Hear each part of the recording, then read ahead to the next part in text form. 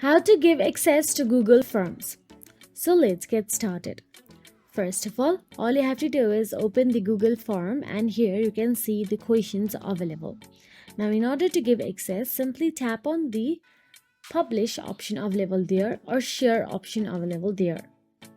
You can choose any of them. So I am tapping on the share, and here at the top you can see the access option available. It is only access to my specific Gmail. Now type down any Gmail address and tap on the done option available there, and it will be accessed from that Gmail account as well.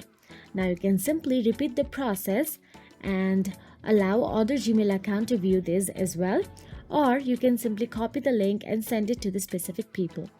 So that is it. If you found this video helpful, please like, share and subscribe, and thank you so much for watching.